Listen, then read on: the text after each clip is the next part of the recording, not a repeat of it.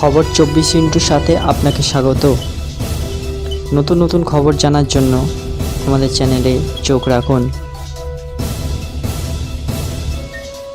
মন্ত্রিসভায় পাশ হয়েছে এক দেশ এক নির্বাচন প্রস্তাবন।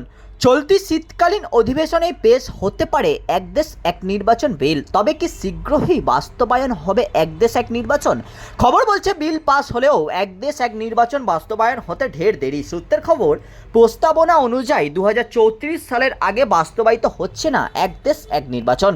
খসড়া বিলের প্রস্তাব অনুযায়ী লোকসভা নির্বাচনের প্রথম অধিবেশনে রাষ্ট্রপতি এক দেশ এক নির্বাচনের তারিখ নির্দিষ্ট করে বিজ্ঞপ্তি জারি করবেন।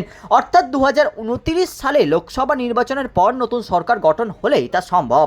এর পরবর্তী 5 বছরের সমান্তরাল নির্বাচনের পরিকাঠামোগত প্রস্তুতি চলবে। সেক্ষেত্রে 2029 সালের পর যে রাজ্যের বিধানসভা নির্বাচন হবে 2034-এর লোকসভা ভোটের সময় সেই সরকার ভেঙে দেওয়া হবে।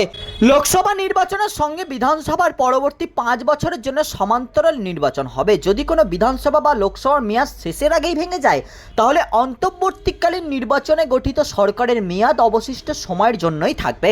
সূত্রের খবর, কেন্দ্রীয় মন্ত্রিসভার অনুমোদনের পর চলতি শীতকালীন অধিবেশনেই সংসদে পেশ হতে পারে এক দেশ এক নির্বাচন বিল।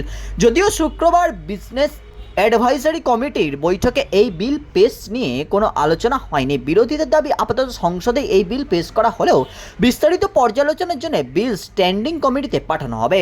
ব্যুরো রিপোর্ট, খবর 24/7।